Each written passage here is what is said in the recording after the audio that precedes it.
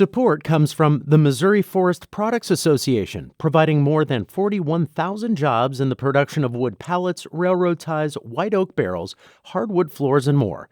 Details at choosewood.com. From St. Louis Public Radio.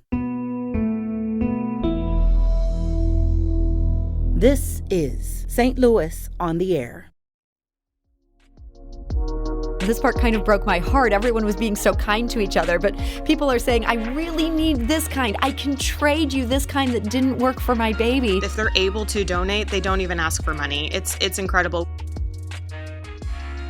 We've had moms even approach me saying, I was about to wean off and I would be happy not to if I can pump extra and donate it to a local mom in need. What could be more personal than giving your breast milk? But people are just rising up to help strangers even. Absolutely. She writes, be careful. Unfortunately, there are people on this page trying to scam. I was foolish and paid someone for cans of Similac Pro Advance last night. Found out she was trying to sell to others after I'd already paid her. I'm Sarah Fenske.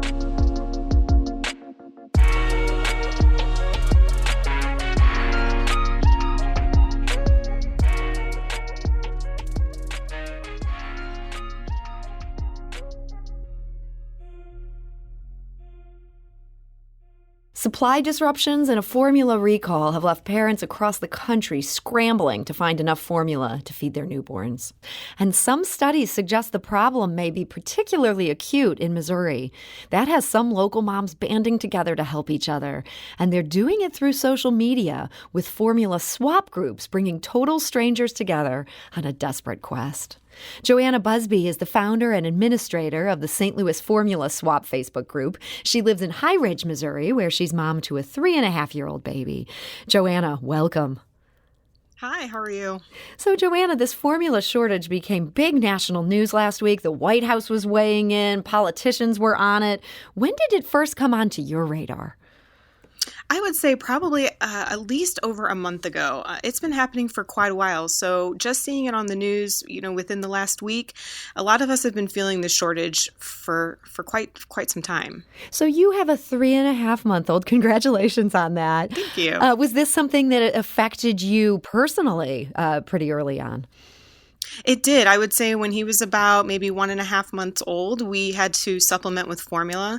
At that time, it wasn't too horrible trying to find what we needed, but by the time we figured out exactly what formula type and brand that he was responding well to, it became very difficult for us to find that. And so how much anxiety did that cause for you and your family? It causes a lot of anxiety. I'm a first-time mom, so just being a new mom in general is really hard. Anxiety really hits when you have a newborn. And so then just the worry of not being able to feed your baby is just exponentially makes it worse. Yeah. Oh my goodness. I feel so bad for you just thinking about this situation. I also feel like there's a lot of misconceptions out there. People who have never had babies don't understand how things work. They say things like, moms can just breastfeed instead. Can you help us address that misconception? Absolutely. I mean, I know that I am no expert. I definitely started trying to breastfeed as soon as he was born. I sought a lot of specialists. I had an oversupply and then all of a sudden I had an undersupply. And sometimes biology is just a little bit against you and you can't breastfeed or you can't produce enough to be able to feed your child, or some people can't breastfeed at all. So, formula is how we're going to make sure that our babies are fed, and to us, fed is best. Yeah. So you formed a Facebook group. This was on May 6th. What did you hope to accomplish with this swap group? Honestly, we reached out just on my personal Facebook. We were looking for formula. We have friends and family that live all over the country, and they were able to go to their local stores and actually ship us formula. And they were showing us all the different formula that they saw. And some of them, their shelves looked way more stocked than they are here. And I realized, there's got to be people in my area who need some of these things that we aren't able to find, and they may not have the resources or family and friends all over the country to be able to get what they need. So I created the group mostly just for people in like my High Ridge, Jefferson County area, and realized that it was a need for a much broader area. So we've expanded. Yes, Yeah, it's grown quite a bit. You now have, I was just looking at my notes right before you came on air. You added like another 15 members from what I had checked just an hour before. You now have 900 members. Is this just taking off by word of mouth? It is. People are sharing because everyone is kind of panicked and we're all just trying to help each other out. And, it just kind of goes to show how serious and how much of a need this really is. So in some cases, people are tipping off each other to like, okay, I've just been to this store and they have a supply of this. But in other cases, we're seeing actual swaps go down. How does that work? Yeah. So, a lot of times your name kind of gets passed through the mail system somehow. You're pregnant and all of a sudden you're ending up with baby things in the mail. And a lot of times we ended up with a couple of sample cans from Similac and Enfamil before our baby was ever even born. And I think a lot of people have those sample cans that are kind of just sitting around. Some people, those sample cans last well over a year sometimes. So even moms who don't need formula anymore are saying, I had these sample cans. They're still good. They're not expired. You can have them for free, whoever needs it. So that is really amazing. Wow. I also saw in this group people being so strategic, and this part kind of broke my heart. Everyone was being so kind to each other, but people are saying, I really need this kind. I can trade you this kind that didn't work for my baby. I mean, you're kind of seeing people have to find a way to get what they need, and this is maybe the one chip they have. Exactly. Like, you'll notice a lot of the moms in the group, some of them, if they're able to donate, they don't even ask for money. It's incredible. We've had moms even approach me saying, I never formula fed my kids. I breastfeed my kids, but I was about to wean off and I would be happy not to if I can pump extra and donate it to a local mom in need for free. It's just really amazing to watch the community come together. Yeah, I mean, that's amazing. What could be more personal than giving your breast milk? But people are just rising up to help strangers even. Absolutely. So then the downside of this is what I feel like social media, it both brings community and then there's always scammers. I saw this morning a member of this group warning. She writes, be careful. Unfortunately, there are people on this page trying to scam. I was foolish and paid someone for cans of Similac Pro Advance last night. Found out she was trying to sell to others after I'd already paid her. Then she deleted the thread so I couldn't go back. Don't make my mistake. It looked like from some sleuthing that you and other members were doing. This is a California person who'd hit up a bunch of different of these groups. That's got to be so maddening when you've created this thing for people to help each other. It's very frustrating because really, it just feels like you're taking advantage of just a really horrific situation. And, I've added some moderators to the group over time since it's been growing to make sure that we can try to ensure that people aren't gouging each other. They're being respectful and polite and kind. And, to see somebody from across the country join our group simply just to take money from mothers who are in need is really terrifying. So we've, since reported them repeatedly and blocked them from our group. And we're just trying to keep an eye out the best that we can and, encourage people to use discernment when they are paying people over social media. Yeah, I mean, I felt like you guys handled that so well, but it made me think about what you're kind of dealing with here. You just started this to try to help. You end up with 900 members. You have a newborn. You also have a job. Is this feeling like almost a job at this point on top of your other job?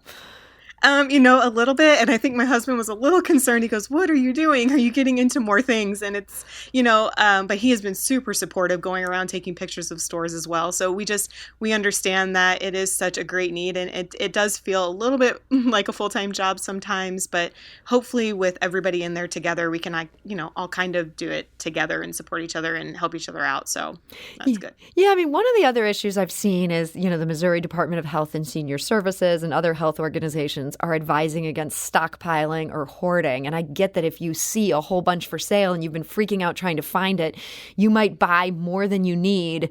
And then this helps deal with that going forward. Do you think that's a real concern? Are people trying to grab as much as they can, almost like we all did with toilet paper a couple of years ago? And we see how that worked out.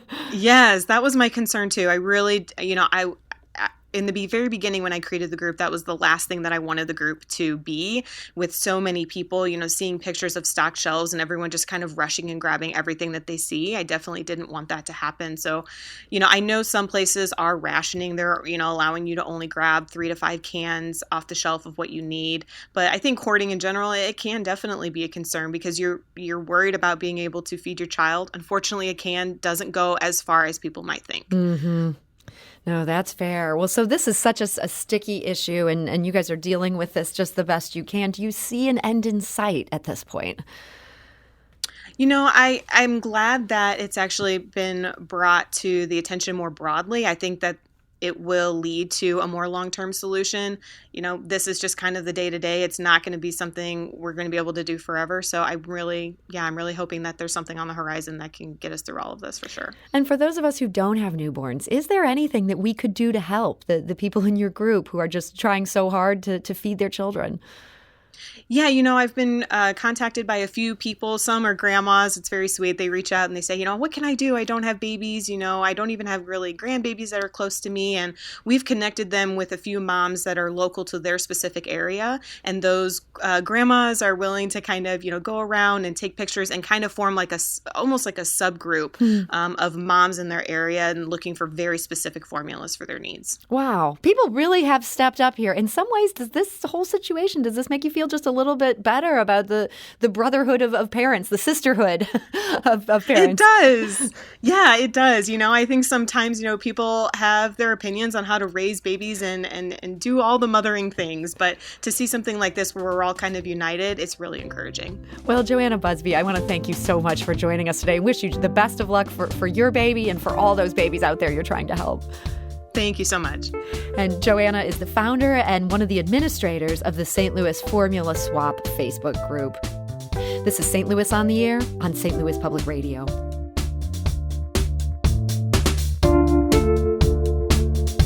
This episode was produced by Danny Wissentowski with audio engineering and podcast design by Aaron Dorr. Our executive producer is Alex Hoyer. St. Louis on the Air is a production of St. Louis Public Radio.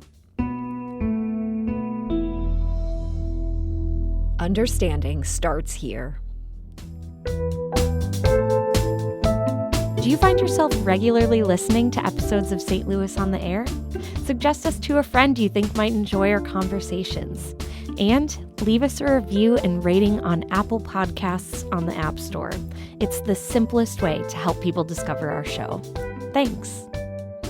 St. Louis Public Radio is a member-supported service of the University of Missouri St. Louis.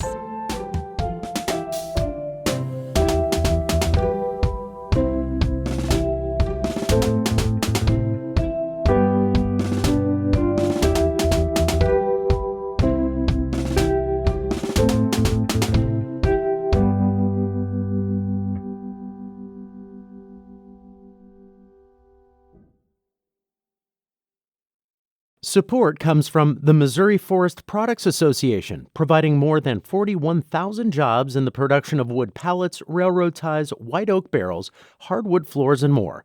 Details at choosewood.com.